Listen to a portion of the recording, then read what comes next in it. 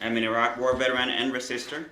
Staff Sergeant Camilo Mejia served in the Army for 9 years until he refused to fight in Iraq, citing moral concerns about the war and occupation. We ended up running a prisoner of war camp in a place called Al-Assad, where we inflicted great fear in the hearts of detainees, and we used military torture techniques to keep prisoners on sleep deprivation in order to, quote-unquote, soften them up for interrogation. Mejia applied for a discharge but was eventually convicted of desertion by a military court and sentenced to 12 months in prison. He told his story and wrote from Ar-Ramadi, the private rebellion of Staff Sergeant Mejia, and he's telling it again in Washington. We were going out of our way to instigate firefights for the sake of medals and promotions and things like that.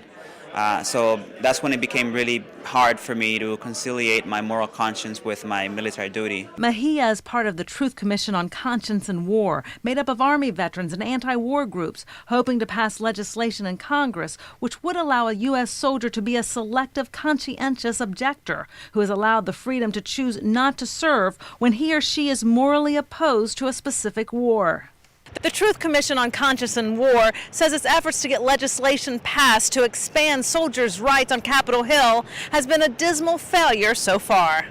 You can already see the beginnings of the effects of Afghanistan and Iraq when you start looking at the homeless population and the population in mental institutions, the population in jails, and the increase in domestic violence. The commission released a report on rarely addressed moral injuries, which experts here say is a factor in the unprecedented rate of soldier suicides. Veteran suicides have taken more American lives than the Afghanistan and Iraq wars combined. When people in the military are forced to fight a war that violates their most deeply held moral beliefs, the aftermath can be severe. I still remember my friends who got killed. I still remember their faces. And I remember the Iraqis that were killed. Experts here say soldiers face ethical dilemmas in modern warfare which create memories that can haunt them for life.